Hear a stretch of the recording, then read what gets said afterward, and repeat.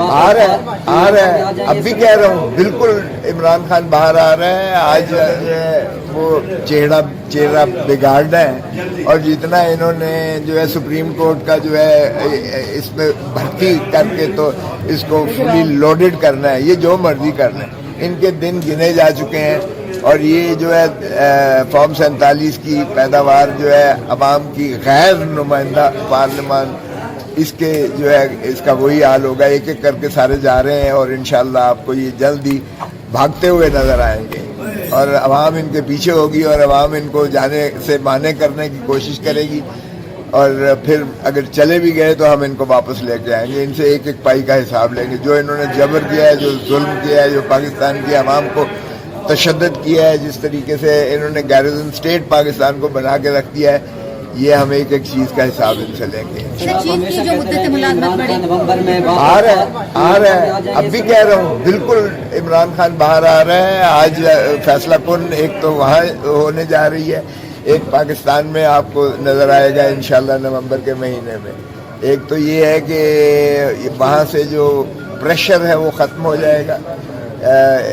جو ایک حکومت کو لانے کا ایک عزم تھا اور ایک پارٹی کو جو ہے جس نے ایبسولیوٹلی ناٹ کہا, اس کو روکنے کا جو ہے یا اس کو نکالنے کا یا اس کو سیاست سے کنارہ کشی کرنے کا, وہ پریشر ختم ہو جائے گا آج انشاءاللہ. آپ دیکھیں گے اور پھر عوام کی کس طریقے سے نکلتی ہے پاکستان کی عوام, وہ بھی نظر آ جائے گا. اور عدالتوں میں ایک ہی کیس رہ گیا ہے, وہ اسی مہینے لگا ہوا ہے, وہ بھی انشاءاللہ مخلصی ہو جائے گی بیل خان کی.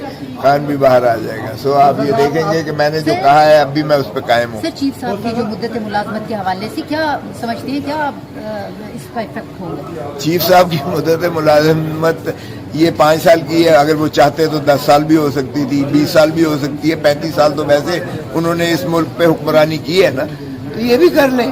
اگر وہ سمجھتے ہیں کہ اس طریقے سے ان کی جبلت میں کوئی اضافہ ہو جاتا ہے. اور یہ غلام جو بوٹ پالش کرنے والے جو چیری بلاسم ہے, یہ تو ان کو خود پتہ نہیں تھا کہ ترامیم ہو کیا رہی ہیں. کسی وزیر کو پتہ نہیں تھا کہ یہ بل آ رہا ہے, اس طرح کا آرمی ایکٹ میں ترمیمی آ رہا ہے. اس طرح سے قانون میں تبدیلیاں کی جاتی ہیں, جس طرح بے حیائی, بے شرمی اور بے غیرتی سے کل کیا گیا ہے. اس طرح بھی کبھی دیکھی ہے کہ قانون سازی ہوتی ہوئی ہو.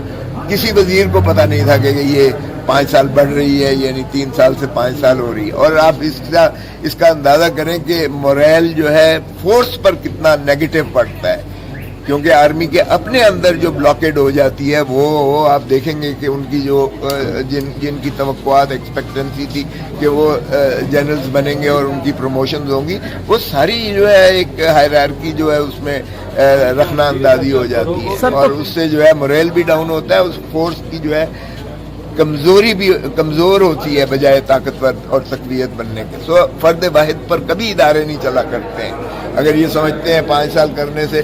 اور پھر ان کی بس میں ہے کیا, اگر 5 سال بعد وہ 5 سال اپنی ایکسٹینشن چاہیں تو وہ 10 سال ہو جائے گی. اگر 10 سال کے بعد پھر ایکسٹینشن چاہیں تو پھر یہ غلام جو ہے 15 سال بھی کر دیں گے. ان کی کیا بات ہے, یہ تو چیری بلاسم ہے, یہ بوٹ پالش کرنے والے. پنڈی میں ہی ساری قانون سازی ہوتی ہے, قانون وہیں سے بن کے آتا ہے. ان کو غلامی ہے, یہ تابعداری کرتے ہوئے اس کو منظور کرتے ہیں. سب توسیع تو عمران کے دور میں بھی دی جا رہی تھی. آرمی چیف کی توسیع تو پہلے بھی ہو چکی ہے, تو اس میں پہلے بھی غلط تھی.